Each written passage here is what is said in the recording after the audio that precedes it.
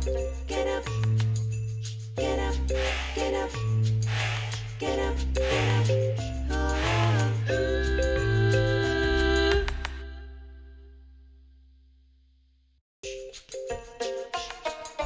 Get up, get up, get up, get up, get up, get up.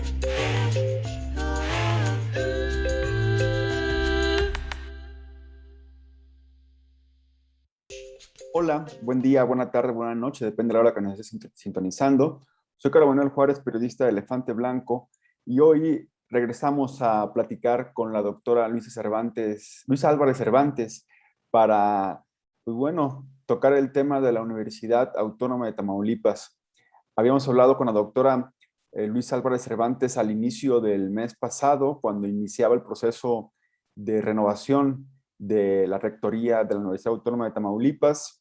Eh, digamos, el proceso fue conforme se había planeado por parte de la cúpula de la UAT. Se había impuesto un candidato único, Guillermo Mendoza Cavazos, que, pues bueno, el 11 de octubre fue declarado rector electo. Pero hay una historia que vino después y que el pasado lunes 25 de octubre, pues dio un vuelco, digamos, hasta ahora, y en un hecho inédito, un juez, el juez segundo de distrito, Juan Guerrero Durán, pues bueno, declaró una suspensión provisional de la toma de protesta del rector Guillermo Mendoza Cavazos, y eso es lo que vamos a hablar hoy con la doctora Luisa Álvarez Cervantes, quien es pues bueno, quien encabeza este movimiento de lo que han llamado un movimiento de dignidad, un movimiento, un frente en contra de pues, la imposición y pues por la Universidad Autónoma de Tamaulipas. Doctora, ¿cómo está? Bueno, muy bien, muchas gracias. Gracias por esta invitación a conversar sobre este trayecto. Sí, evidentemente, de los 70 años que tiene nuestra máxima casa de estudio de fundada, nunca había habido una mujer rectora, y tenemos como medio siglo donde no ha habido elecciones libres en la universidad, aunque digan procesos electorales, porque siempre ha habido rectores impuestos, y siempre ha habido una cultura de sumisión, y esto ha dado lugar a prácticamente una cultura del miedo y del silencio al interior de la UAT. Afortunadamente parece que ya se va fracturando esta cultura. Doctora, cuando hablamos la vez pasada, usted un poco comentamos justamente esto que decían, ¿no? 50 años sin elecciones libres, una universidad en la que no hay libertad de cátedra, una universidad en la que de pronto está desligada de la realidad del Estado, ¿no? En donde se ha convertido más en un coto de poder que en un generador de conocimiento. Cuéntenos cómo fue un poco, para iniciar esta entrevista, el proceso. Vimos usted empezó a comunicar a través de redes sociales cuando se presentó ante la Asamblea Universitaria a dar sus documentos, cuando esperaba que le dieran alguna escuela, alguna facultad o unidad académica su aval. ¿Cuáles fueron los retos, digamos, si nos puede enumerar brevemente para luego después entrar digamos, a la parte más fuerte del amparo? ¿Cuál fue su experiencia, digamos, de este intento?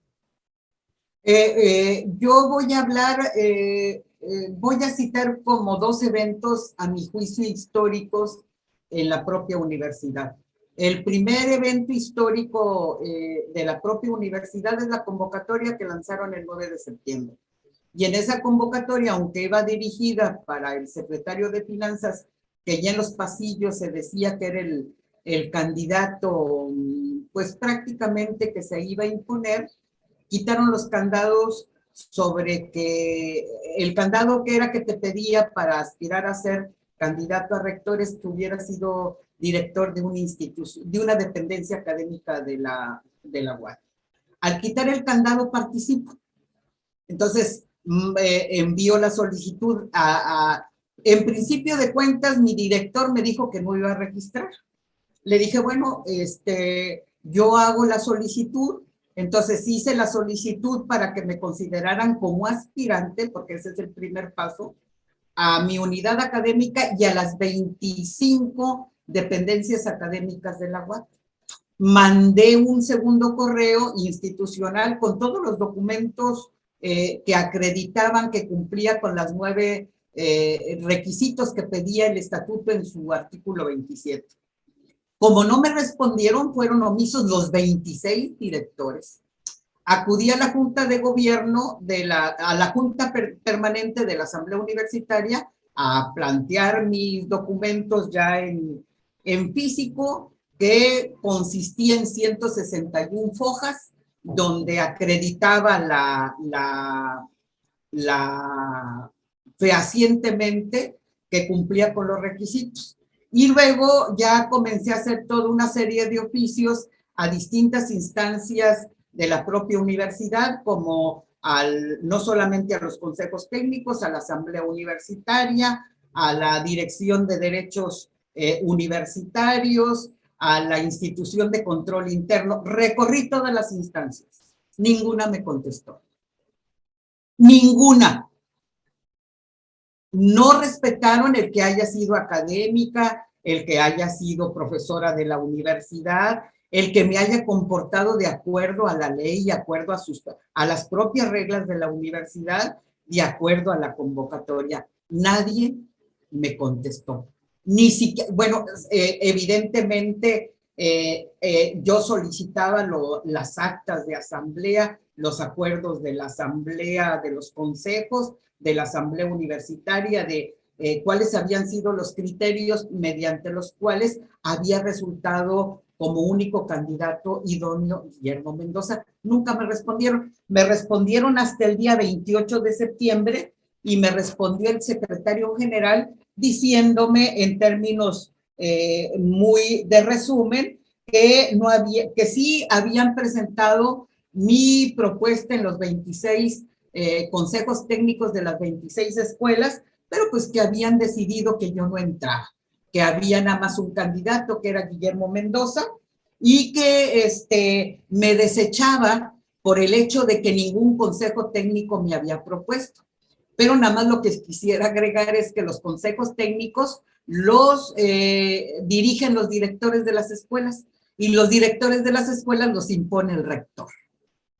Entonces es evidente que no, o sea, muy absurdo el trámite. Y yo digo muy absurdo porque está en esta cultura de la impunidad de que no pasa nada en la universidad y que todo mundo está muy feliz y contento.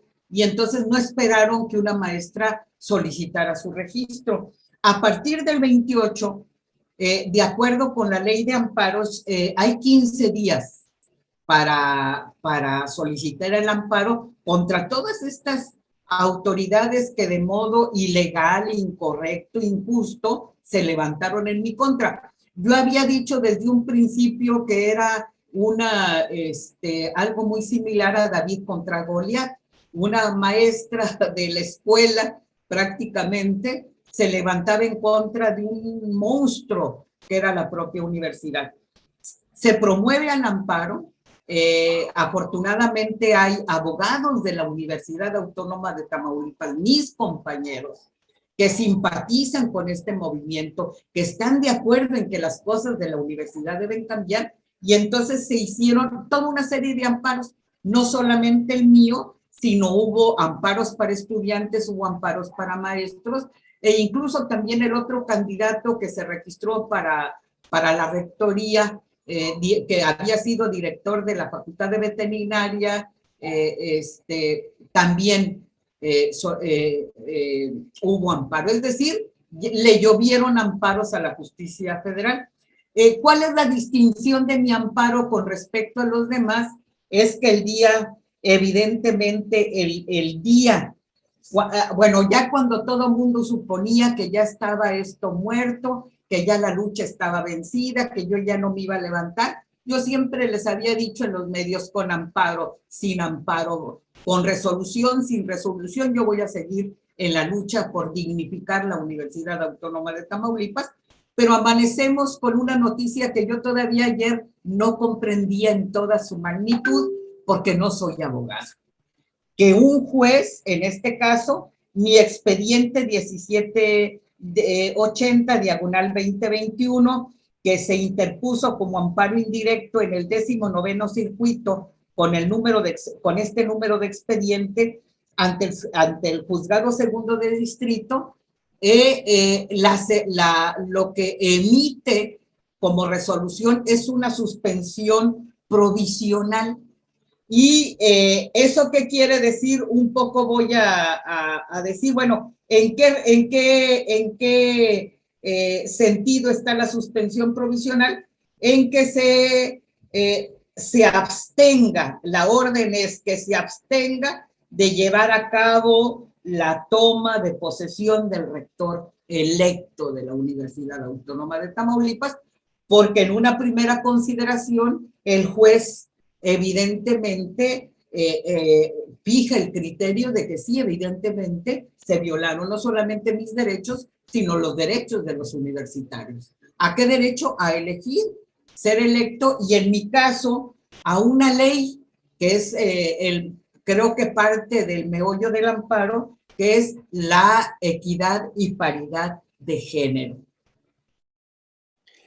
Ahora, doctora, vemos todo este desarrollo que ha hecho, que es importante mencionar todas las instancias que usted tocó de la universidad, que tocó puertas para exigir una respuesta y que, bueno, hasta el final, inclusive justo lo que usted dice, extraña cuando hay un comunicado en donde ya se anuncia como candidato único, y lo habíamos platicado aquí en Elefante Blanco, que el proceso de auscultación pues ahí era un espacio, digamos, un limbo, porque no hay reglas de cómo se auscultan los candidatos, las candidatas, los aspirantes. No hay documentos públicos, digamos, que uno puede decir, bajo estos parámetros se están evaluando quién puede ser y quién no puede ser un aspirante para la universidad. Y justo lo que también sorprendió fue que en este comunicado que saca la universidad a finales de septiembre, reconoce que había 2 aspirantes más, pero dice, bueno, se decidió que el candidato único sea Guillermo Mendoza Cavazos, y bueno, todo lo que usted nos ha comentado ya en este caso. Para hablar del amparo, un poco dimensionar, hemos visto que el amparo a nivel legal ha sido una herramienta muy fuerte para frenar diferente tipo de acciones, digamos, a nivel nacional y estatal. Pero háblenos del amparo. Usted menciona, se están señalando leyes de equidad, de paridad de género, se están mencionando también el estatuto orgánico de la universidad. Un poco, ¿cuál es esa parte en la que están alegando, están presentando pruebas para frenar, digamos, esta imposición del nuevo rector? Bueno, una de los motivos mediante los cuales se promovió el amparo fue el de la equidad de género, porque es una ley federal en donde hay ya incluso cartas e instrumentos a nivel internacional donde exigen que en cada proceso electoral haya equidad y paridad de género. Digo, quien vive en México en los últimos años se puede dar cuenta que la integración de los órganos de gobierno del Congreso Federal, del Congreso del Estado, y en los procesos electorales lo que se está buscando, aparte de que participen las mujeres, haya en la integración de los órganos mujeres.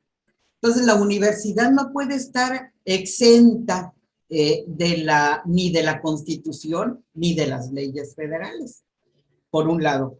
Por otro lado es la omisión de autoridades del Estado y en cuanto a que sabiendo que hay una ley federal de equidad de género, no promovieron pues reformas sustantivas al interior de la legislación local, y por lo tanto también una omisión de las instancias de nuestra propia universidad, porque no están previendo y no consideraron la equidad de género al interior de los procesos electorales. Ahora, ¿por qué fue?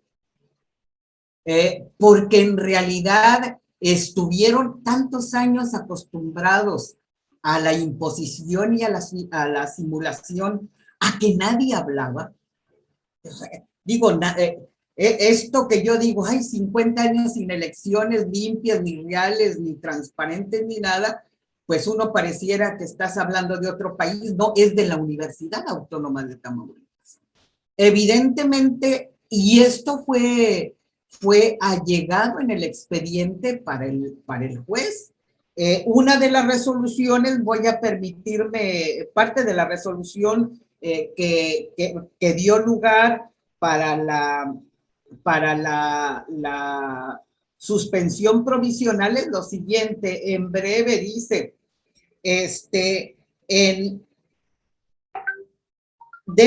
bueno, la primera parte dice que se acredita la solicitud que causan daños y perjuicios de difícil recuperación, siendo que en el caso de la suspensión provisional debido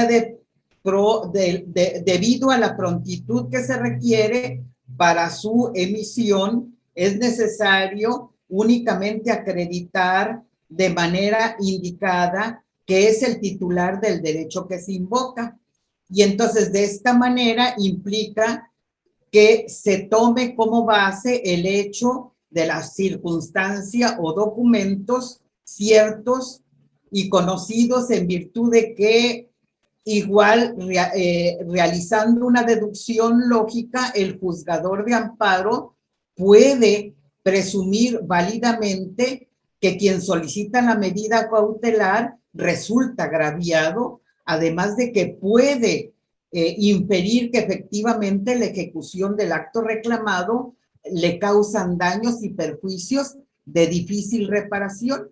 Entonces, lo que dice es que evidentemente lo que yo acredito como interés jurídico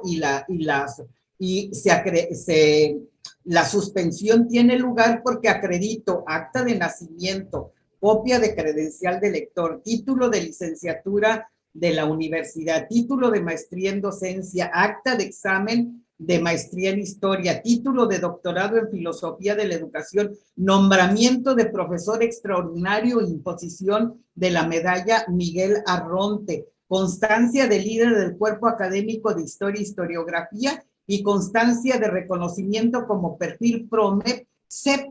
Entonces, todos estos documentales acreditan dos cosas, el interés y que cumplía con los requisitos que marcaba el estatuto.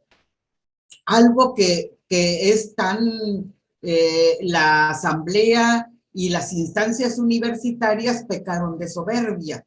Pensaron que también, ahora hay que también pensar que, bueno, la universidad tiene más de 7,000 millones de presupuestos anuales, pues como el dinero no es suyo, han de pensar que es posible regalar el dinero y comprar a todo mundo, cuando no se dan cuenta de que hay dignidades que ellos no pueden tocar.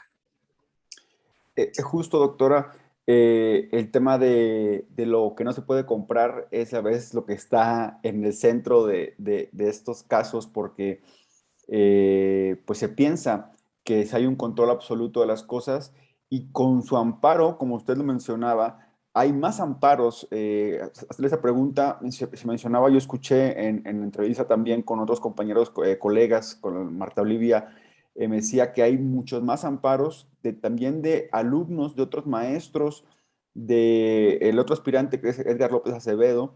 Hay más amparos, digamos, en contra de diferente tipo, alegando diferentes cosas, pero bueno, esto habla de un movimiento, digamos, si queremos verlo así, de varias personas o se habla, ¿usted sabe más o menos como cuántos amparos están, digamos, se interpusieron? De lo que yo tengo conocimiento en este momento son alrededor de, con el mío serán por maestros y alumnos, serían alrededor de 8 amparos. Evidentemente también hay otros abogados que se están moviendo en la propia universidad, por ejemplo en Tampico. ¿Por qué? Porque porque se ha creado a partir de esta inquietud de dignificar nuestra propia universidad, pues al menos que los académicos con prestigio académico, los verdaderos académicos, comencemos a dar el rostro sin tener miedo y además casi sin ponernos de acuerdo, hemos estado en la tonalidad de que cada uno participa con su granito de arena y hay también amparos que se han promovido en otros lugares. Y ahorita, por ejemplo, me buscan algunos, oye, es que nosotros queremos ampararnos contra la imposición de nuestros directores.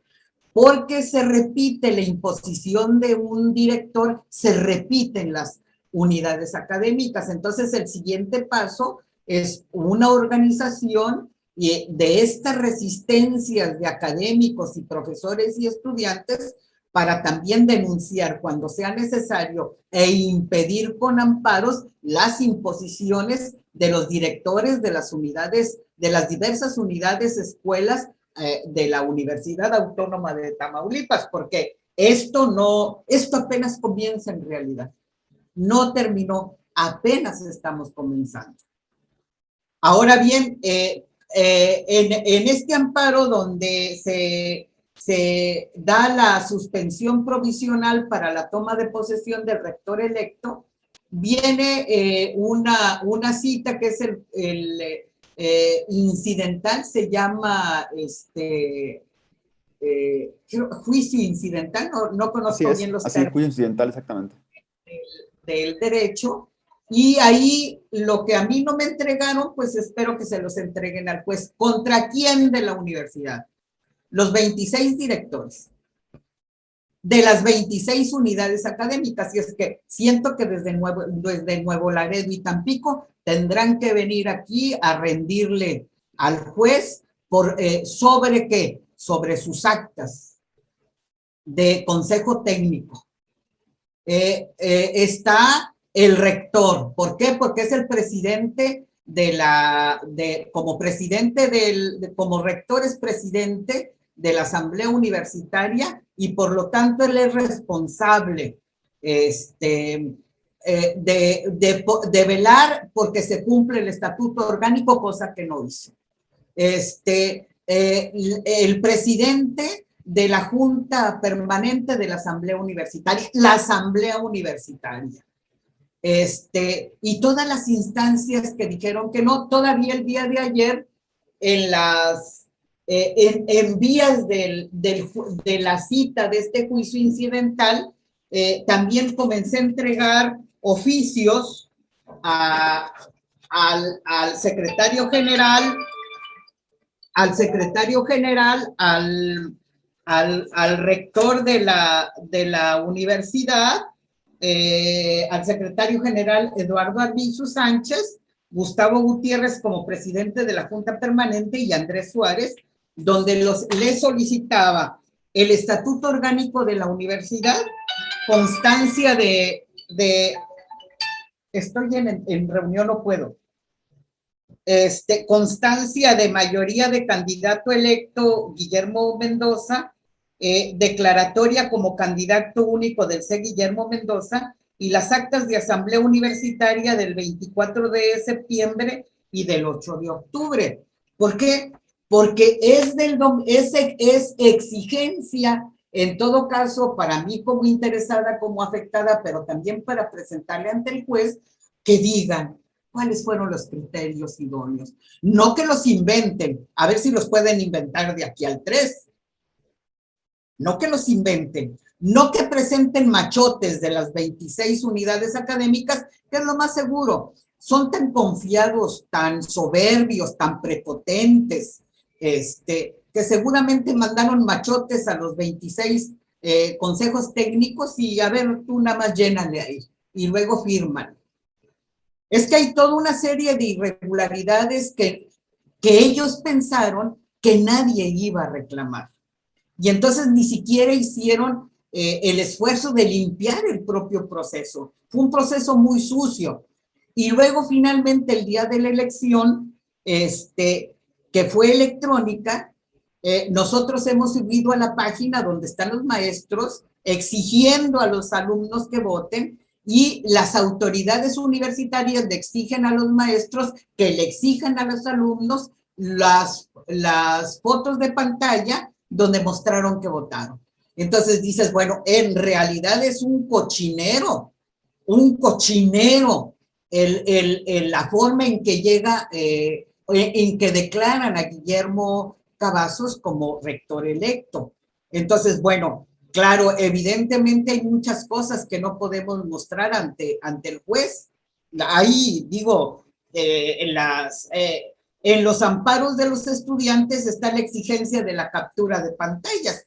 Vamos a ver qué también, qué resolución dictan los jueces.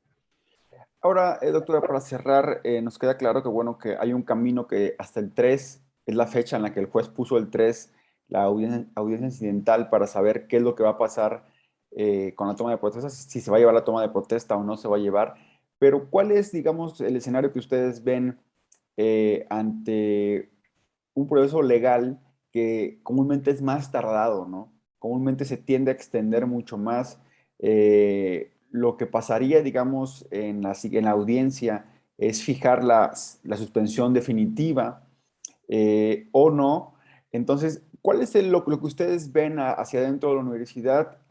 Ahora mismo sigue el rector José Andrés Suárez Fernández, pero ¿qué es lo que sigue? Porque, bueno, él acaba su periodo. ¿Quién tendrá que estar en ese lugar, en este curso de tiempo en el que no pueda tomar protesta, en este caso el rector electo, pero también hay, digamos, pudiera haber otras situaciones, como en el caso de sentarse una suspensión definitiva y esperar a que el juez resuelva de fondo el caso, que pues pudiera ser, es una pregunta, pudiera ser el reponer el proceso de elección. ¿Cuál es lo que ustedes vislumbran en el horizonte de la universidad? Bueno, el primer asunto voy a colocar en el caso de que el juez no mantenga el dictamen, perdón, la emisión de la suspensión del acto reclamado, y que diga, bueno, pues reviso bien las cosas y no dicto el definitivo, la suspensión definitiva. Nosotros vamos a seguir. Si tendríamos que llegar hasta la Suprema Corte, y si no resuelve la Suprema Corte, nos vamos a instancias internacionales. Digo, para que sepan. Y para que los estudiantes y los maestros tengan seguridad de que este es un movimiento serio, de que no es un asunto de vendimia, es un asunto de dignidad, y la dignidad no tiene precio. Yo ya me he reunido con mujeres maestras de mi edad y hemos llegado a un acuerdo. Antes de jubilarnos, nosotros no podemos dejar el cochinero en nuestra universidad. La universidad nos dio a nosotros una formación, nos dio dignidad y nos dio profesión. No podemos dejar a nuestros alumnos a la deriva con estos pillos. Ese fue el acuerdo con las maestras de la tercera edad. Ahora, en el caso de que el juez vea todo este cochinero y diga, hay que reponer el procedimiento, se declara la suspensión definitiva, y entonces Guillermo Mendoza no toma protesta. Si ustedes se han dado cuenta, a partir de este dictamen del juez, ya no han dado recorriendo a las distintas instituciones porque son muy soberbios y prepotentes. Creen que a todo mundo pueden comprar. El juez paró este tipo de actividades de Guillermo Mendoza. ¿Qué puede suceder? Hay dos escenarios posibles. Evidentemente, cualquiera de los dos escenarios pasa de acuerdo al estatuto por la Asamblea Universitaria, porque la Asamblea Universitaria es el máximo órgano de gobierno de nuestra Universidad Autónoma de Tamaulipas. Pero aquí hay un problema en estos posibles escenarios. El estatuto no contempla una situación de esta naturaleza. Lo único que contempla el estatuto y que es atribución de la Junta Permanente en el artículo 25 lo único que contempla es que en el caso, en el caso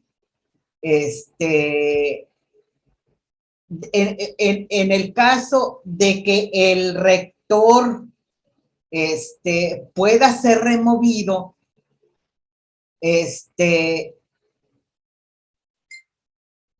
en el caso de que pueda ser removido el rector, entra en funciones el secretario general, en este caso Arbizu sería, el secretario general sería el doctor Eduardo Arbizu como rector interino. Pero hay un problema. El rector interino, de acuerdo al estatuto, tiene 6 meses para convocar elecciones, pero no puede convocar elecciones mientras dure el juicio del amparo. Y el juicio del amparo puede durar, me han dicho, hasta 1 año y medio, incluso 2 años.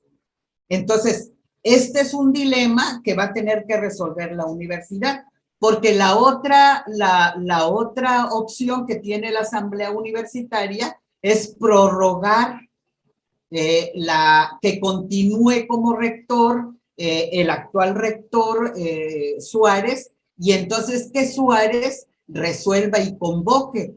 Pero aquí hay una laguna legal que no puede resolver porque no está contemplada en el estatuto. ¿Y por qué no está contemplada en el estatuto? Porque ha sido todo tan plano en la universidad, todo tan acordado, todo tan controlado, que ni siquiera han tenido la mirada para prever formas de resolver conflictos dentro de una armonía universitaria.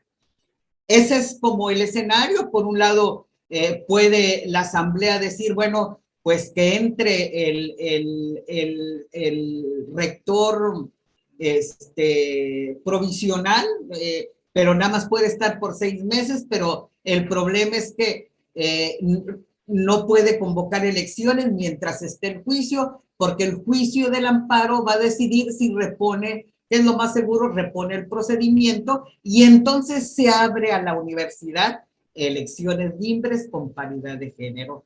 Puede abrirse la universidad a la gratuidad educativa. ¿Por qué?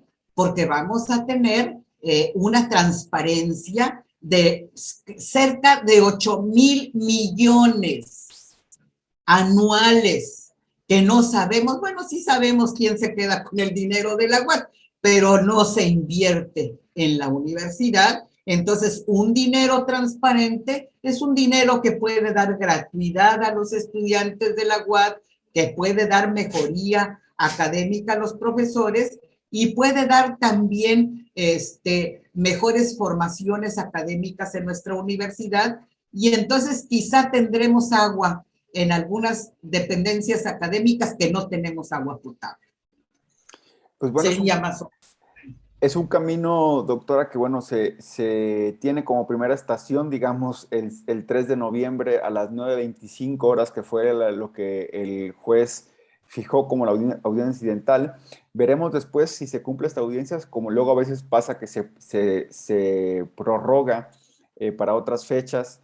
Veremos si esto es lo que sucede o si la universidad con un equipo de abogados sigue siendo esto un David contra Goliat, sigue siendo, pero ya con una primera decisión de un juez federal en aceptar que aquí hay un tema, por lo menos decirlo, un tema de probable violación de estatuto. Veremos después cuando entre el juez de fondo y diga sí o no. Y puede ser por un lado por el judicial y por el otro el interno, como usted dice, ha sido todo tan planchado en la universidad que en el estatuto no contempla que estos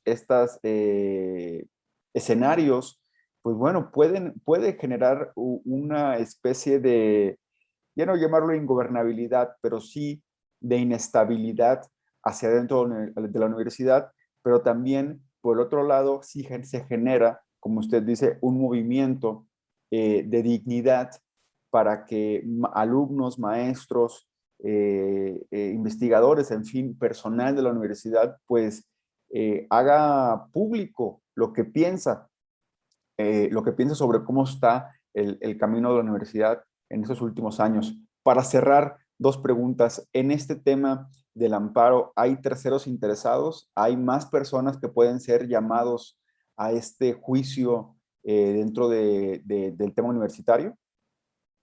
Sí, hay más. Por el momento me voy a reservar sus nombres. Son terceros interesados por omisión, sobre todo por omisión, y ya los veremos transitar el día 3. Creo que son más como, o sea, por primera vez en su vida institucional, estos terceros interesados van a tener que ir ante un juez a rendir declaración.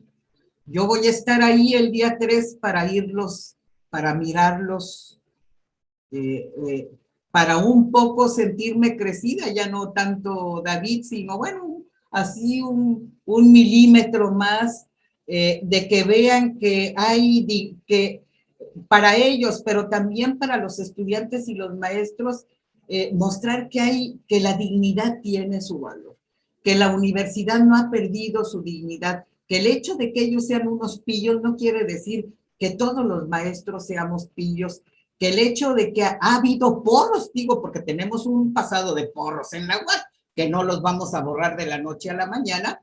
Ahora esos porros son alumnos baquetones también que sirven de porrillos para los pillos. No, pero también hay alumnos de excelencia, hay alumnos que se han ido a hacer maestrías y doctorados en programas de prestigio, y que en esas manos tiene que estar la Universidad Autónoma de Tamaulipas. Y lo primero que hemos vencido, pues a lo mejor tenemos un camino muy largo, pero lo primero que ya vencimos en la universidad fue el miedo y el miedo a hablar. Ya la Universidad Autónoma de Tamaulipas ha comenzado a hablar, todavía entre los pasillos y nos reunimos por ahí para que no se den cuenta, pero ya habrá la oportunidad de dar el rostro de los cientos y cientos de este movimiento que están en la Universidad Autónoma de Tamaulipas.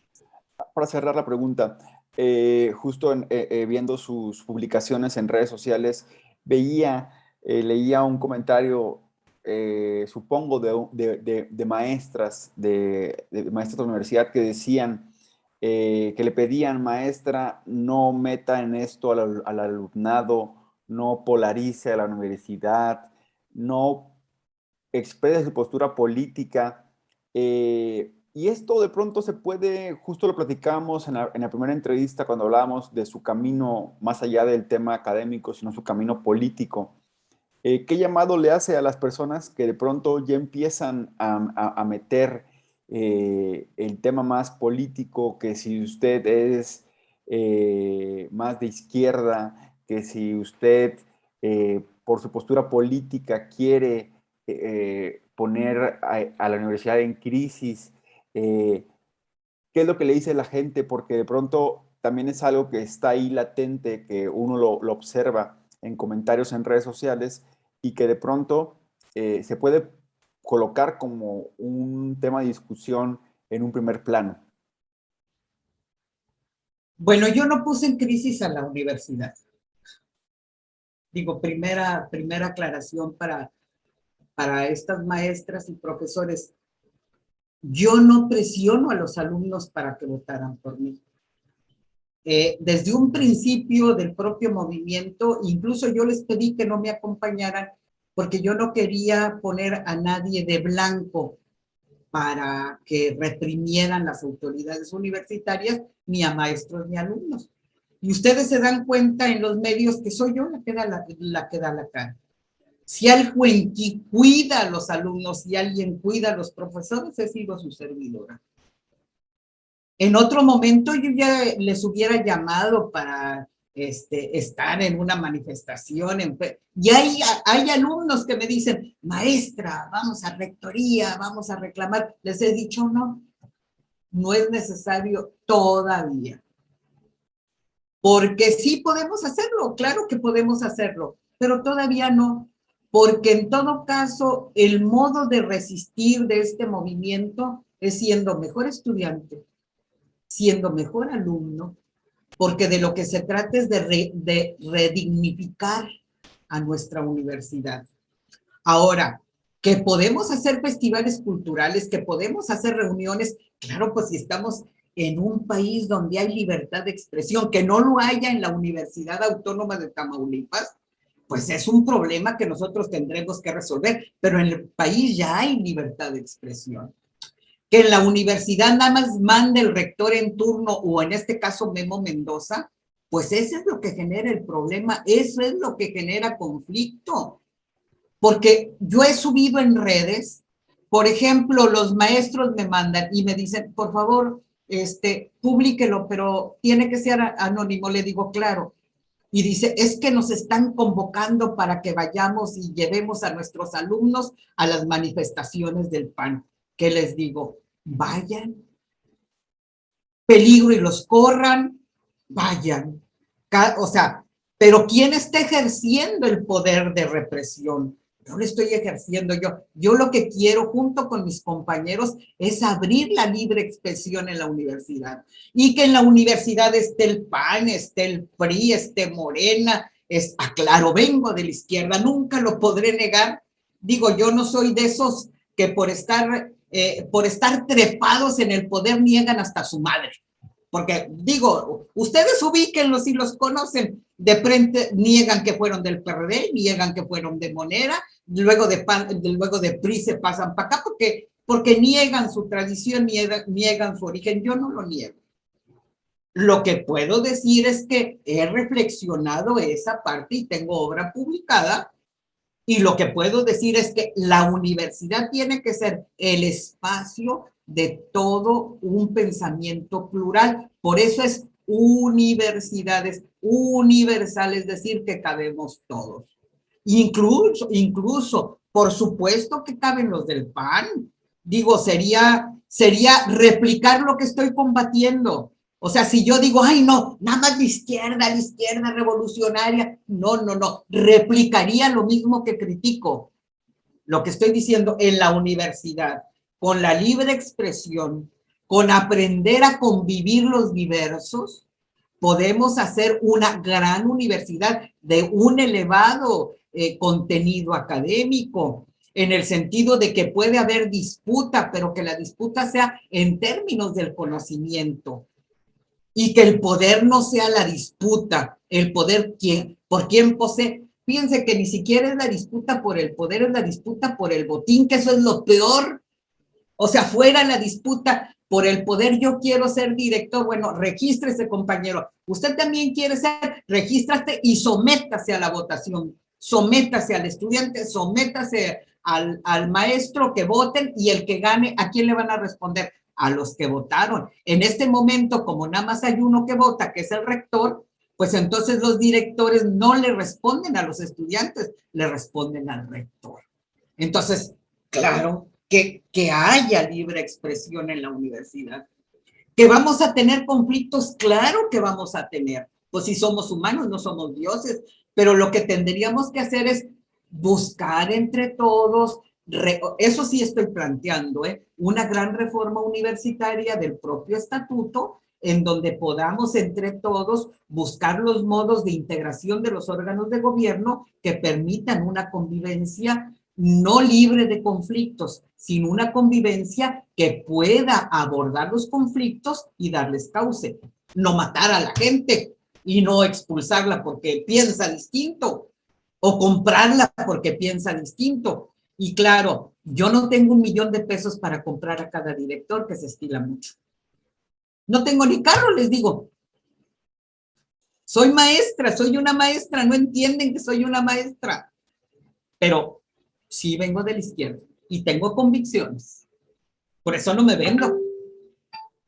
Pues bueno, maestra doctora Luisa Álvarez Cervantes, hemos tenido una charla pues, sobre este nuevo momento que vive la Universidad Autónoma de Tamaulipas, que vive justamente usted dentro de este escenario que antes era impensable que hubiera una resistencia a la propuesta, al plan, digamos, de poder, de mantener el poder en la universidad, y veremos qué es lo que sucede ahora tanto en el plano judicial como también en el plano de a pie, en donde los alumnos seguramente ya están viendo que se están moviendo las estructuras adentro de la universidad y que también va a haber una reacción a eso que se está generando, digamos, el hablar del tema de la Universidad Autónoma de Tamaulipas. Lo hemos platicado aquí. La universidad en los últimos meses ha sido señalada tanto de actos de corrupción graves.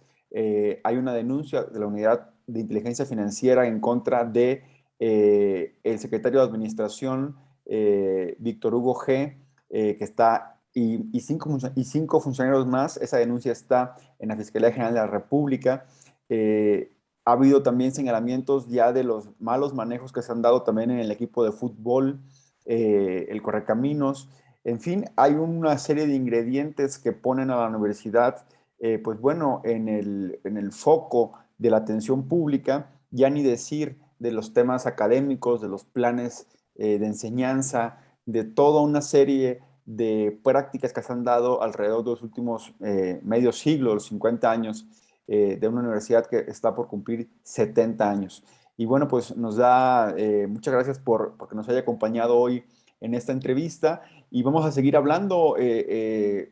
Como lo hemos dicho, este tema va a seguir dando hilo y nosotros vamos a seguir jalando ese hilo que, bueno, en este momento tiene a la universidad, pues yo creo que en el centro de la información de lo que sucede ahora mismo en Tamaulipas, una universidad que tiene campus en casi todos los municipios grandes, importantes, en donde hay alumnos que, bueno, insistir, están viendo que, bueno, la universidad se está moviendo y que, pues bueno, se verá qué es lo que sucede. Muchas gracias, doctor. A ustedes y a ti, muchas gracias por estar interesados en algo que va a beneficiar a Tamaulipas enormemente, de dignificar la universidad. Y bueno, pues a ustedes que nos están viendo, recuerden visitar www.elefanteblanco.mx, nuestras redes sociales en Facebook, Elefante Blanco MX, en Twitter, MX Elefante, y seguir nuestro YouTube, Elefante Blanco. Aquí pueden encontrar esa entrevista y muchas más que hemos tenido. Y bueno, también abrir al final de esta entrevista, mencionar, hemos buscado al personal de comunicación social de la Universidad Autónoma de Tamaulipas para que hable sobre este tema. Hasta ahora no hay respuesta, no hay ningún comunicado respecto a cuál es la postura de la rectoría, y bueno, pues veremos qué sucede. Inclusive ni el rector electo, que en este caso, bueno, tendría él como persona que expresarse, tampoco ha dicho nada. Entonces estamos abiertos, aquí el espacio es para todos, es plural, para que se hable y podamos dar un mayor panorama de lo que sucede en la universidad. Muchas gracias y hasta la próxima. El rector electo es uno de los solicitados en el amparo. Pues así está esta información que nos da la doctora Luisa Álvarez. Y pues bueno, a ustedes les agradecemos mucho de seguirnos. Hasta la próxima.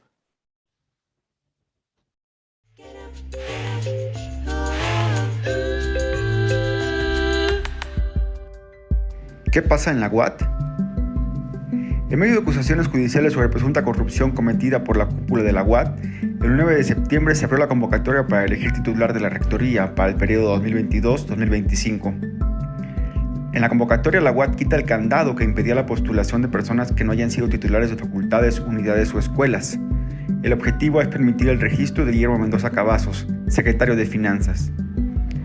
El 20 de septiembre se registra a Mendoza Cavazos y la doctora Luisa Álvarez Cervantes ante la Asamblea Universitaria. 4 días después, los consejos técnicos de la UAT rechazan a Álvarez Cervantes y proponen a Guillermo Mendoza como candidato único a la rectoría. El 11 de octubre, la Asamblea declara rector electo a Mendoza Cavazos. 10 días después, Luis Álvarez presenta un amparo en el Juzgado Segundo de Distrito del Poder Judicial de la Federación.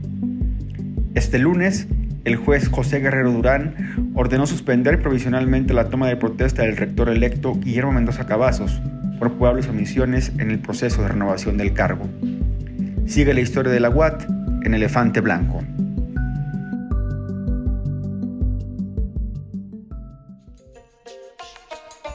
Get up, get up.